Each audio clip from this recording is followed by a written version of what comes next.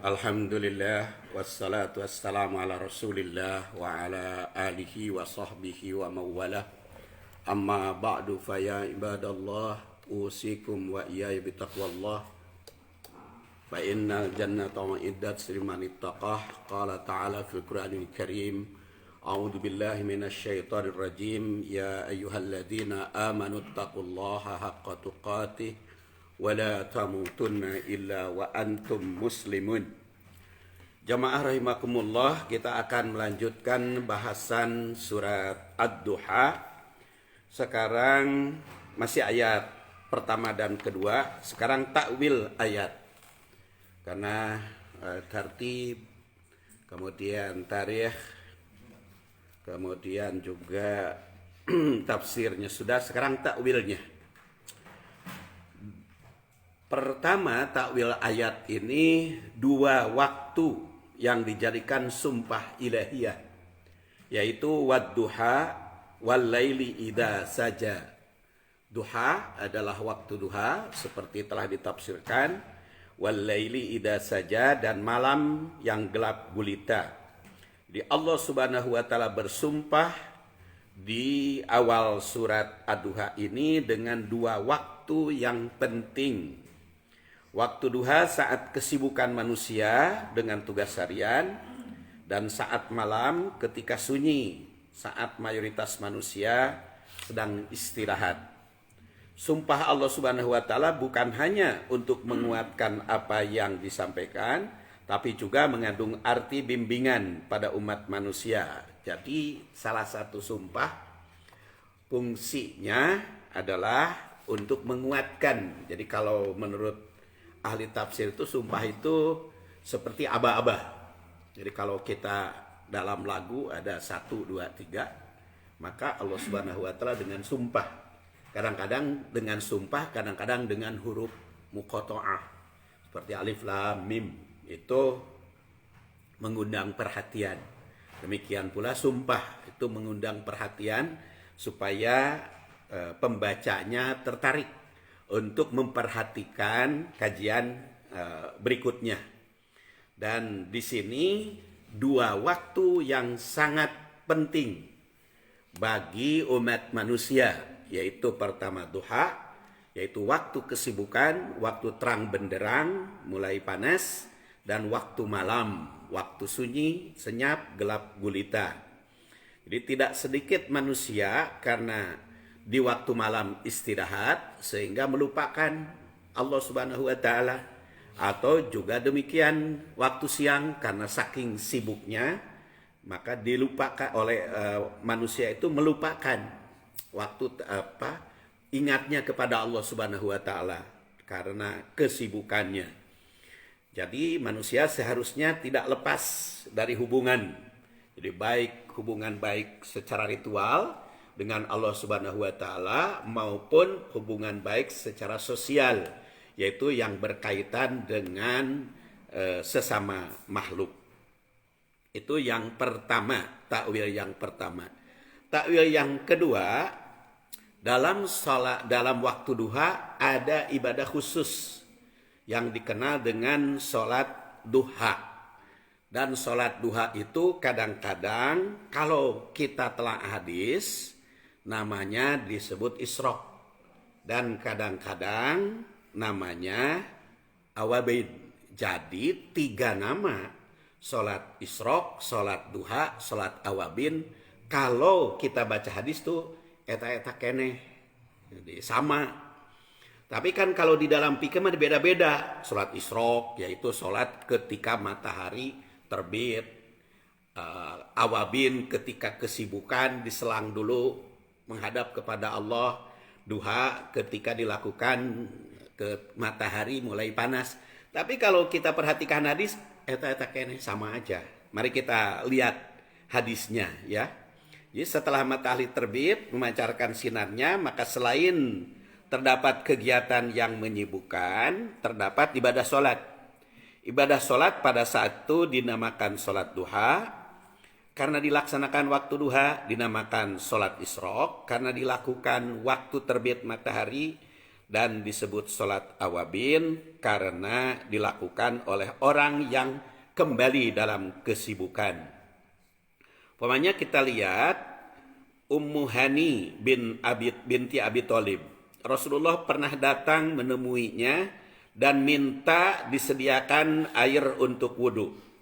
Kemudian beliau wudhu dan sholat duha. Setelah selesai melaksanakan sholat, beliau bersabda, "Ya ummahani, hadihi sholatul isra." Wahai Ummi Hani, ini adalah sholat isra. Jadi dikatakan isra karena bertepatan dengan matahari telah terbit meninggi di kawasan timur. Dalam riwayat lain, sholat duha itu disebut sholat awabin karena Rasul bersabda, "Sholatul awabin hina tarmadul fisol." Sholat awabin itu dilakukan ketika anak unta berlepas karena kepanasan kaki.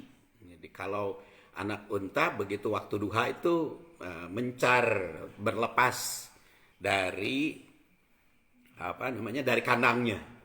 Jadi perkataan tarmad itu mengandung arti kepanasan atau menjadi terasa panas kakinya oleh sengatan matahari pagi. Ya boleh kan kita lakukan coba jam 9 ya. Kalau di Bandung ini musim kemarau terasa panasnya. Jadi matahari kaki itu menginjakan tanah, batu merasa panas. Nah, itu adalah tarmad. Sedangkan al-fisol itu berarti anak unta. Jadi menunjukkan waktu ketika kaki anak unta itu kepanasan hingga semua pada pergi ke tempat mencari makanan. Itulah menunjukkan waktu pagi hari. Hewan pun semangat mencari nafkah. Dan burung juga akan dikisahkan oleh Rasulullah SAW. Man tawakkala hatta tawakkulihi. Barang siapa yang bertawakal dengan sebenar-benarnya tawakal, maka Allah Subhanahu wa Ta'ala akan memberikan rezeki seperti Allah memberikan rezeki kepada burung. Burung itu adalah yang tagdu himason wataruhu bitonen. Jadi itu pergi pagi-pagi dalam keadaan perut kosong dan pulang sore dalam keadaan perut kenyang. Nah, itulah yang tawakal. Jadi tawakal itu bukan diam di sarang, bukan menunggu kepada Allah minta rezeki, ngagog di sarang, bukan, tapi dia pergi. Burung juga dalam keadaan lapar, dia pergi mencari nafkah, pulangnya sudah dalam keadaan kenyang. Yang berhasil itu adalah tawakal dengan penuh usaha. Itulah menunjukkan waktu pagi hari hewan pun semangat mencari makan. Dalam riwayat Abu Hurairah diterangkan, "Awsani Khalili sallallahu alaihi wasallam bisalasin." Kata Abu Hurairah, nama aslinya Abdurrahman bin Sohar, yaitu yang lahir 19 tahun sebelum hijrah dan wafat tahun 58 hijriah. Kata Abu Hurairah, "Ausani Khalili sallallahu alaihi wasallam." Kekasihku memberikan wasiat kepadaku bisalasin dengan 3 hal. Walastu bitarikihinna, dan aku tidak meninggalkannya. Fi safarin wala hadar, baik ketika bepergian maupun ketika berada di rumah. Yaitu Allah anamu illa ala witrin. Aku tidak tidur kecuali sholat witir. Wa an asum salasata ayyam min kulli syahr, dan aku saum dalam 1 bulan 3 hari. Dan wa alla ada'a raq'ataini duha, aku tidak meninggalkan 2 rakaat salat duha. Fa innaha sholatul awabin. Jelas Abu Hurairah mengatakan, aku tidak meninggalkan salat duha. Dan sholat duha itu sholatul awabin. Sholat awabin teh. Jadi sholat duha teh Kalau menurut hadis sholat awabin itu namanya. Jadi kalau tadi kepada Ummu Hani Rasul menyebut sholat Isra, kemudian sholatul awabin hina tarmidul fisol, dan juga di dalam hadis Abu Hurairah sholat duha disebut sholat awabin. Jadi jelas ya. Abu Hurairah itu menyatakan, jadi pertama tadi baik sedang bepergian maupun sedang berada di rumah. Saum dalam 1 bulan 3 hari. Jadi saum sunat itu pilihan. Ada 3 hari dalam 1 bulan, ada Senin dan Kamis, ada sehari saum, sehari tidak.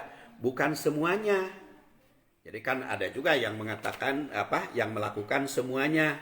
Sholat saum 3 hari sebulan ongkoh, Senin Kamis ongkoh, sehari saum sehari tidak juga ongkoh, ya itu jadi kacau waktunya. Ya, sekarang bentrok, Senin ongkoh, Kamis juga tanggal 13 itu jadi bingung. Sebetulnya pilihan. Kalau mau milih sunat itu, mau melaksanakan saum sunat itu, apakah mau sebulan 3 hari, berarti Senin dan Kamis tidak perlu. Atau Senin dan Kamis, berarti yang sebulan 3 hari tidak perlu. Jadi itu adalah pilihan. Kembali kepada tadi, Abu Hurairah itu 3. Nah, kemudian sholat witir. Sholat witir itu tidak ditinggalkan walaupun bepergian. Kalau sholat sunat kan ditinggalkan. Jadi kalau kita bepergian tidak perlu sholat rawatib.